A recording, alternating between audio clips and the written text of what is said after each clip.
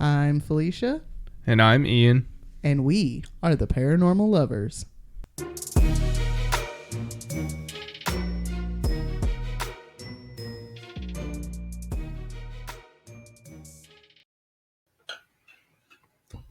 Hello, paranormal dudes, dudettes, and dudays. Welcome back to another episode of the Paranormal Lovers. Hey guys, Hey, guys. welcome back. Thank you for joining us for another episode 61. Yay. Pew pew pew. That's not a special number. I just like going pew pew pew. Why not? What'd you love about this week, baby? I think I liked having you home for an extra day. Yeah, Yeah, that was nice. I enjoy being home. We just like went out and walked around and then came home. Pretty much, yeah. We're old people. We just like to go walk around the mall for an hour or two. It was nice. Occasionally go watch a movie, eat food. That's about it. What'd you love about this week? I enjoyed that, and I listened to a pretty good vlog last night. Grim Green, he had a Cole Shout out Turd. Nick Green. Hey, Grim. Cole Turd was on there, and it was just fun because the guy camaraderie. Yeah. Just- It's I don't know what the word I'm looking for is. Thanks ADHD brain, but it's a unique community. It was fun watching him interact. Grim kept almost slicing him with his knife that he was opening mail with. He's like, ah. Yes, cut it towards yourself. No, don't do that. Cut away from yourself, ding dong. Oh Lord, have mercy, that man. But it was funny. I kept chuckling in bed, listening to him. I did not hear you chuckle one bit. I was dead to the world last night, son. Yeah. I was exhausted. This getting up at 4 o'clock in the morning shit's for the birds. Yeah, you got to figure your sleep out. Eventually, we'll get there. Right. All right. Well, what do you got for us this week? Okay, this week is episode 61, part 2 of the Betty and Barney Hill abduction case. Betty and Barney Hill. Yep. And I would like to shout out the Lights Out podcast at the beginning of this one, because I was going to do it at the beginning of the last one, but I forgot about it, and I didn't put it in my notes and everything. So thank you guys for making an amazing episode on this abduction story. If you guys want to go check them out, they did a really good podcast on it. And yeah, I've actually been listening to Lights Out I found them probably about a year ago, maybe. Without them, I wouldn't have got any of this done. So yeah, I found them about a year ago, and I've been listening, and like I have a thing about voices, and like I could literally fall asleep listening to these two guys talk. Oh yeah, Their they got voices some are nice so nice voices. Soothing, and I'm like, sure, tell me about somebody getting chopped into pieces and somebody getting there. I'm just gonna take a nap because you're gonna put me to sleep, brother. Right. That's what's gonna happen. A little bit of business real quick too. If you guys want to head on over to theparanormallovers.threadless.com, we have a sale going on right now. Yeah. 20% off everything site wide. If you use code everything20 at checkout. That's everything 20 at checkout for 20% off site wide. I took a nap today, y'all. I'm sorry. I'm getting some new collections put on. Hopefully they'll be on there by the time this comes out Wednesday, but y'all go check that out. Okay, back to your story. All right. So yeah, shout out to those guys because they have an amazing podcast. I wish our podcast was that awesome. Yeah, I really like it because they add in a lot of audio and video clips, which can be chilling. Yeah. To listen to people talk about like committing murders and stuff, and like Yeah. It's really nice to get those clips added in on there, and you guys can actually watch their videos on Spotify. Yeah. So if you use Spotify to listen to podcasts, check them out on there, and you can watch them in video format too. Yeah. Okay, so when we left off, you guys, Betty and Barney Hill had been abducted by aliens on their way home from vacation from Niagara Falls, that they had no memory of what happened to them that night. or other than seeing something weird in the sky. So the day after Betty and Barney Hill had discovered all the weird things, the circles on their car, the torn dress, and the missing earrings, the torn binocular strap, and the scuffed shoes. So Betty decides to call her sister Janet and tell her about the strange night both her and Barney experienced. She told her about the light in the sky that seemed to follow them and seemingly chase them down. Now, Janet was no stranger to UFOs. Janet had claimed that she herself had been abducted by a UFO in 1957, but she had not reported it or released any info to the public about the incident. Betty's sister Janet, after hearing Betty's story, tells Betty that she should call her local Air Force base and file a report. It's a valid recommendation. She should file a report with them and what had happened to her and Barney. Nope, never trust the government on issues like that. No, I mean, we know not to, but Right. I could see how somebody I would could- be like, yeah, you should probably call the Air Force and let them know. Right, I could see that back then. I mean, I wouldn't have told them, but somebody else might have. I mean, in the 60s, no, Right, you probably wouldn't have because you'd have been all one of them like peace loving hippies, like against Nam and stuff. And right. yeah, So on September 21st, 1961, Betty did just that. She called the Peace Air Force Base. What a name for an Air Force Base. Peace. let's name a military. Let's name a military base. Peace. Peace be unto you with this Moab, motherfucker. But they answered the phone call and put an investigator on the line with Betty to take down the information of their encounter. The next day, Major Paul Henderson, who was assigned to Betty and Barney's case, gave her a call back. Paul was tasked with the assignment of taking an official statement from the couple. Betty was hesitant to give Paul the full story. She left out parts of it, like how they seen alien figures in black clothes, which I mean, I kind of get that. Like, you're like, yeah, so I saw like a UFO, but you don't have to give them like all of it. See, Betty's smart. yeah, She's like, oh yeah, sure. she didn't I'll quite report trust it. them. Sure. Let me just leave out half of it. Right, You but don't need to know everything. at the same time, Betty didn't want to sound like she was crazy and didn't want Paul to think her and Barney were just making up a wild yarn to attract attention. Right. Betty did, however, tell Paul about seeing an alien craft. She described to him how the craft looked. It looked kind of like a frisbee or a pancake. She even drew sketches of the craft to which it kind of looked like a tambourine shaped with windows along the edge and lights going out all across the object. Paul tells Betty that they had picked up the craft on radar at 2:14 that night.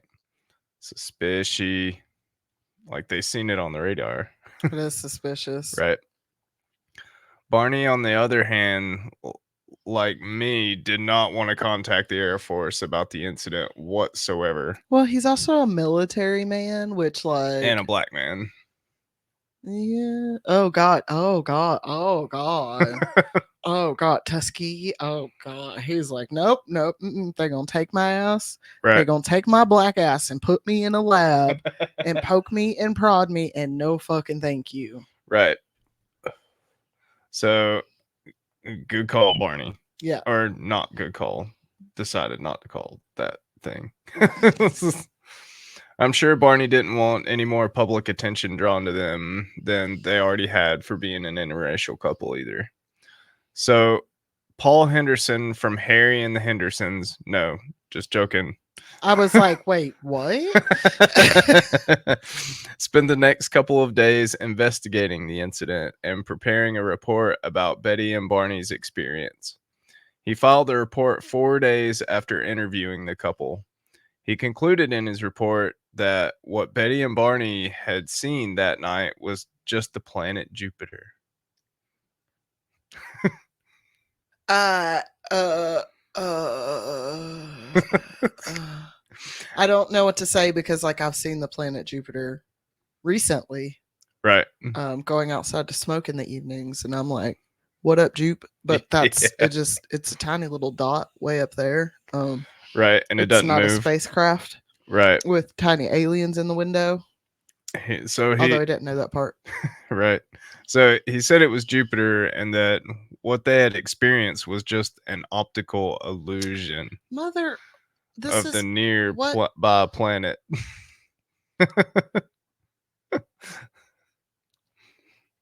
It's I see like this face. maybe I don't know. I don't Bombastic think side so. eye. Bombastic side eye.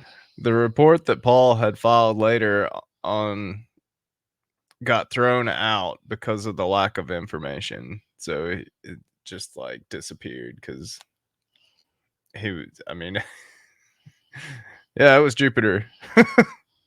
I can't. Jupiter doesn't fly around like that. But maybe this dude was trying. Maybe this dude was trying to cover up something. Right. That's much, much more likely. Right. So when Betty had called her sister about the incident the day before September 21st, Betty had told her sister about the shiny circles on the trunk of her car. Remember the tiny circles? Yep. Uh, Janet told her sister to take a compass out and hold it near the trunk of the car to see what happened. Hmm. So when Betty and Barney did this experiment, they noticed that when the compass became close to the circles, it would wildly start to spin. Radiation. And then when moved away, would go back to its original position. Magnets. Or it magnetized it, is my thoughts on it. But both Betty and Barney grew very suspicious that they had been abducted by aliens. Betty was curious to know more about these aliens. So, in the next couple of days, she went to the Port Smith Library and looked up and read as many books and reports as she could about flying saucers and people's encounters with them. She checked out a book called The Flying Saucers Are Real.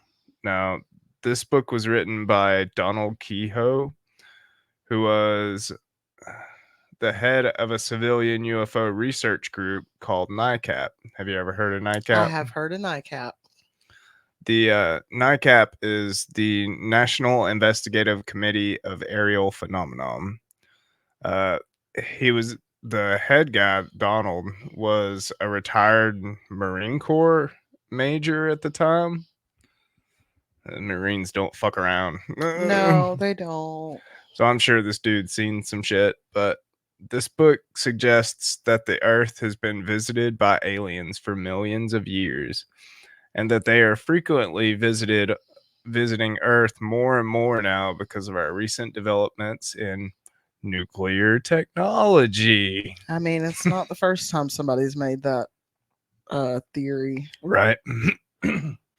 His book also tells us the government's involvement in UFOs and the cover ups that they use to try to hide it. I mean, Roswell, like we all don't know that there's an alien craft in the hills at Area 51. Right. Naruto run. I don't understand that reference, but okay. That's what they did at the party, like the big alien party. Remember when everybody gathered at Area 51? They can't arrest us all. Yeah, that's what there was a I meme remember that that. like a bunch of people did where they just Naruto run to like Just like right all the way. into the. Yeah. Yeah, I remember that. So Betty decides that she is going to write Donald Kehoe a letter telling him their encounter with the alien craft. It included all of the details of their experience that night. She told him about the craft with all the lights and how her and Barney had seen humanoid figures dressed in black. Uh, Hold on. Every time I move my notes, Just His excuse computer me. sucks. I got him a shitty computer for Christmas. So she told him about the humanoid figures all dressed in black at the windows of it. She told Donald in the letter that her and Barney were looking into hypnosis to try and jog their memory of what had happened that night. She knew that it was possible from reading about other stories of UFO encounters where people had undergone hypnosis. On October 21st, 1961, the letter reached a Boston astronomer uh, who got forwarded it from Donald. Uh, it reached a Boston astronomer and NICAP member Walter Webb. Betty and Barney immediately went and met with him for an interview. So they sat down with Walter and told him what all happened to them that night. Everything that they could remember, anyways. Barney told him that he thought that there was a mental block that had been put on him and that it wasn't allowing him to remember everything from the night. Walter, after interviewing the Hills, went on to publicly state that the Hills uh, the Hills were telling the truth and that their experience had really happened to them the way they remembered it. So, 10 days after seeing the craft, Betty started having nightmares. Not normal, I'm falling out of a building nightmares, but Betty dreamed that her and Barney were being taken away by strange beings and led to a strange craft in the woods. She didn't just have this dream once, neither. It seemed to be happening to her night after night after night. And the more she had this nightmare of being taken, the more Betty starts to pick up on the details of the dream. This happened 5 nights in a row. Um, the dream led Betty and Barney, or the beings in her dream led Betty and Barney to their craft in the woods and perform experiments on her and Barney. Betty recalls these dreams being very intense and lucid and almost real. Mm-hmm. Betty told her husband about her abduction dreams, and Barney seemed to act like he didn't want to hear what Betty was saying to him. Barney had become more skeptical and of their experience than Betty was. But just when she thought the dreams had stopped, eh, on November 1961, Betty again had a dream about being abducted. This time, she got herself a dream journal and started writing her dreams down the next day. She went on to write that one of her dreams, her and Barney were driving when they encountered a roadblock. Then they were surrounded by a group of men while they were sitting in their car. Men in black, maybe? Maybe Maybe. we need to cover them. Then, while in her dream, Betty loses consciousness. Then she remembers being led by two small men through the woods. She said Barney was behind her in her dream, and that when she yelled at him, there was no response. Mm. She said he was kind of in a trance or was sleepwalking. The small guys were leading Betty and Barney through the woods.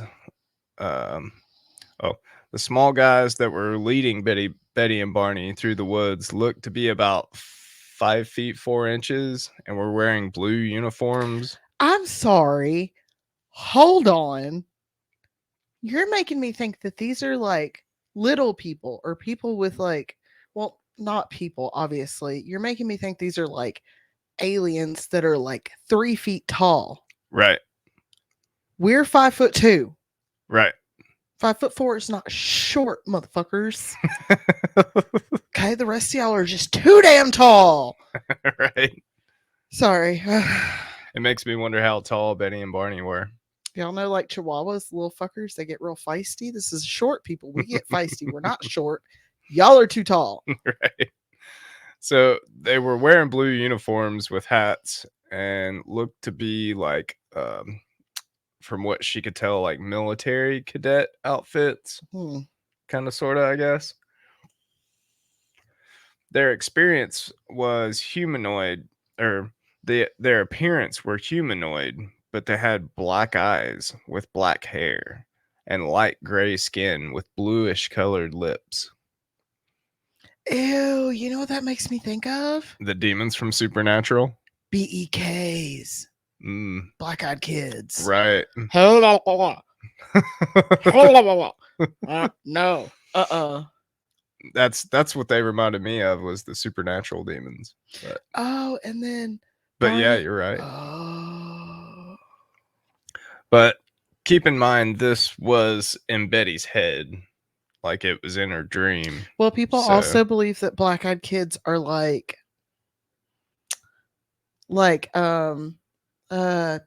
shit. Hang on, I'm having a brain fart, y'all. Give me a second to you're work good. through it. Some people theorize that Black Eyed Kids are aliens, like young aliens Right. that are like on a test run Huh. or like trying out like how to like be a human. Like aliens in training.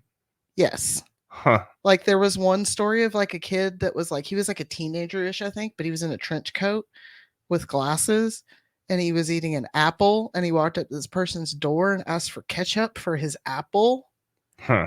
Like, sir, you That's look like super you're doing well. interesting, though. But Like, yeah, some people have theorized that like BEKs are like young aliens in training huh. because there's been occasions where their quote unquote parents will come pick them up and it'll be like two guys that are almost like men in black Huh. that come to pick them up.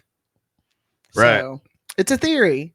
So when you say they're humanoid looking but they have black eyes, I'm like, it's the BEKs in the next step. Wow. Now You- they're like in military training. You might be onto something I there. might be. Ugh. So, in her dream, the men led her and Barney up a ramp into, you guessed it, a flying saucer. Shocker. She said the craft was made of a metallic substance, and once her and Barney were split up, or once they were inside, they split them up into two different rooms.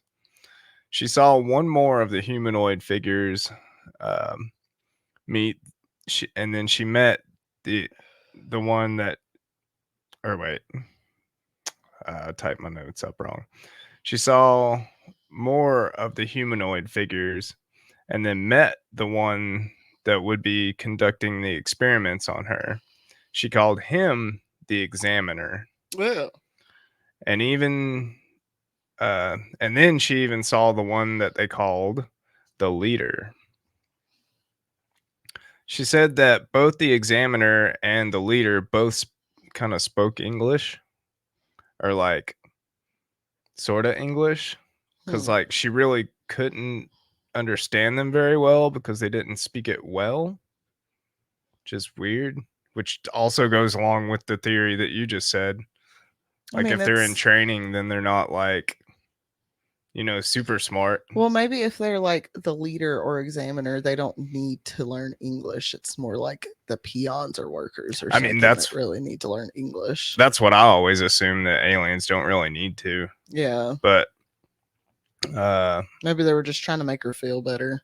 I picture like the mantis guy from Kid Cosmic, like, take me to your leader. I don't Like, oh, Chuck. yeah. Chuck. Another Chuck. Right. But Betty says she was told by the examiner that they were going to run some tests on her to determine the differences between humans and these extraterrestrial beings. Betty was placed on an examination table with a bright light shining down on her. The examiner cut off a lock of her hair and then began to look her body over. He looked at her hands, feet, arms, legs, then started looking at her eyes, ears, nose, throat, mouth, teeth.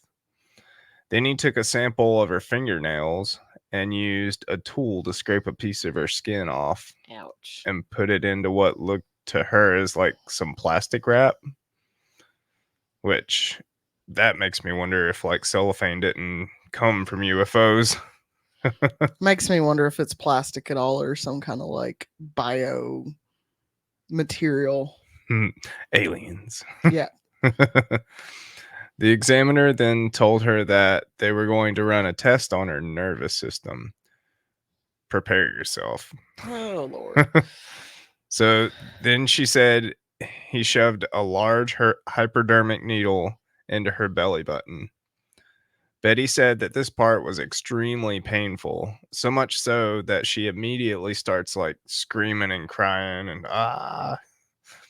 Betty then said that the leader waved his hand in front of her eyes and she couldn't feel the pain anymore.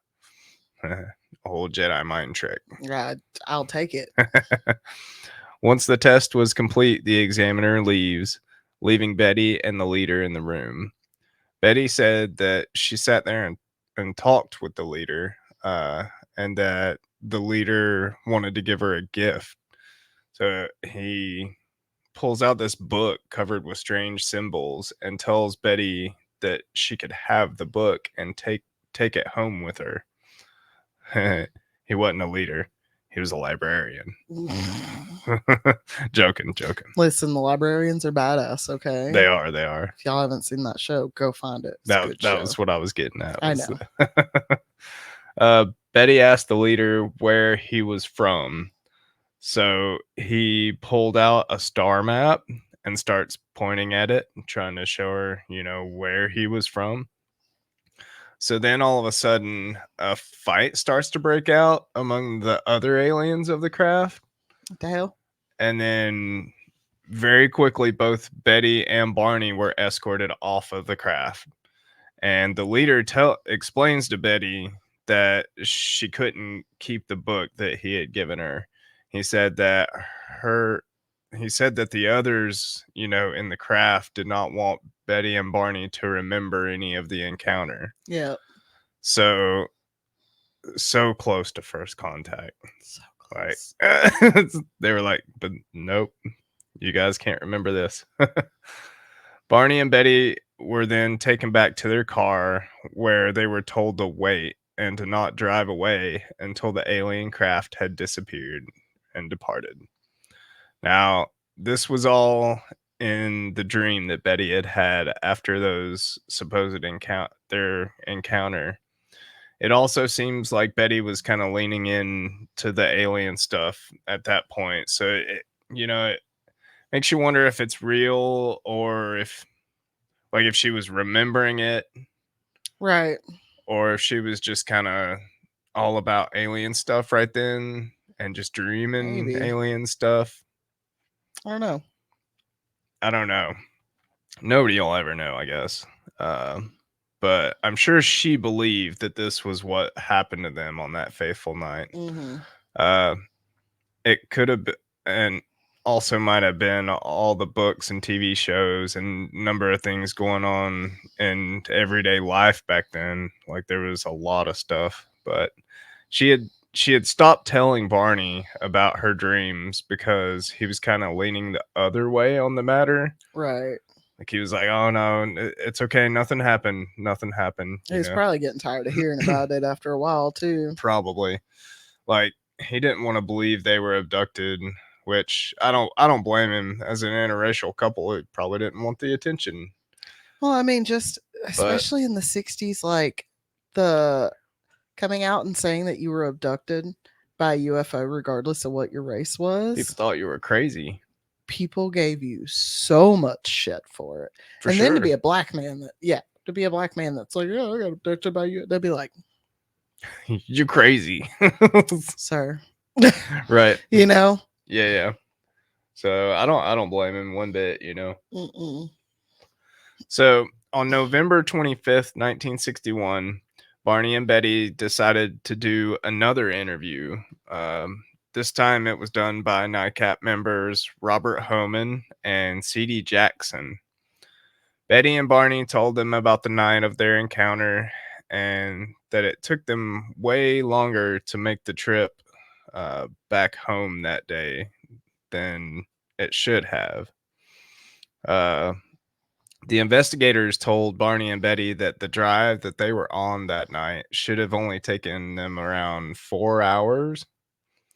Barney and Betty took 7 hours on their drive home that day. They had no explanation for this.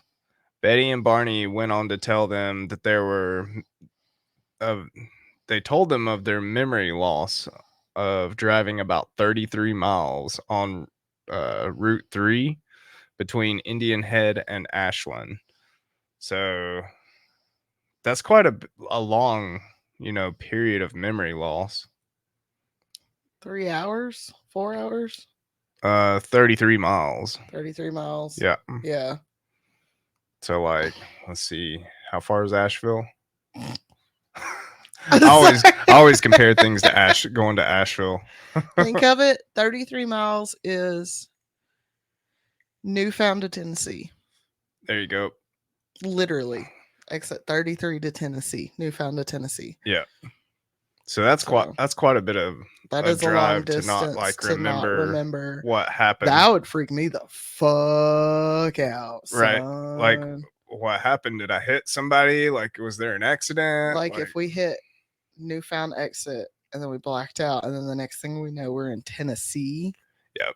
Nah. That's quite a bit of a distance. Nah, I'd be like, well, you know what? Take me to Broughton. I'm done. So this distance, they don't have any memory, was where they encountered the UFO. Mm-hmm. They told the investigators that they had seen a fiery orb on the road that night. They told the investigator that they thought it was the moon at the time. No, it was Jupiter. Right. It's Jupiter. Couldn't be the moon. What moon? What are you talking about? But the investigators told Betty and Barney that the moon had already set in the night of, their drive. Right. So like it had already went down below the horizon. So after telling their story to the two Nightcap members, they started to discuss possibility of hypnosis. As we all know, this is one of the ways to try and recover memories that have been lost or blocked from the mind. Barney didn't want to do hypnosis at first, but knowing the possibility that it could put both his and her minds at ease by knowing what happened to them, Barney agreed to undergo hypnosis with Betty. Yeah, skeptics love to fucking tear hypnosis apart, though, which I don't really blame them, because even eyewitness account memory is so fickle. Yeah. Like, I mean, our memory can be changed by the slightest element. Sure.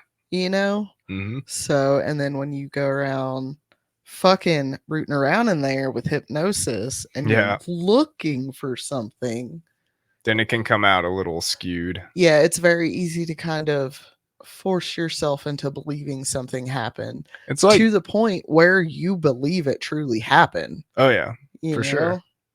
And I compare it to kind of like dreaming, because like your dreams are so like anything can really happen in them. Mm-hmm. Like I do a lot of weird stuff in my dreams. I've painted in my dreams, just stuff that you're not normally supposed to be able to do in there, right? Because like dreaming's on one side of your brain, and like reading and writing and other stuff's on the other side. And I don't know, I've like intermingled in my dreams. Like, yeah, I like them, but I could see how hypnosis could be kind of fickle like that.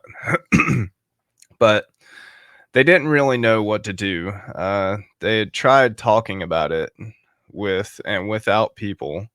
They actually went on the drive again, thinking that it might spark their memory of what had happened to them, or it would help in some way.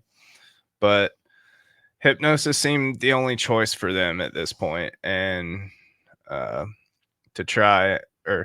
it seemed the only choice to try and make Betty's nightmares subside, because that's what she was really having trouble with, because she kept dreaming this stuff over and over.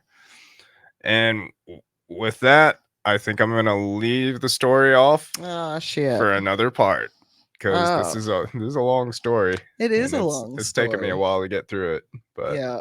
So we'll get a part 3 Sorry, guys. in 2 weeks. You'll have to come back and find out in a couple of weeks what happened when they did hypnosis. For sure. Oh, so interesting. I'm getting so into it. I'm just like sitting here like picturing this stuff in my head like so fucking interesting. All right.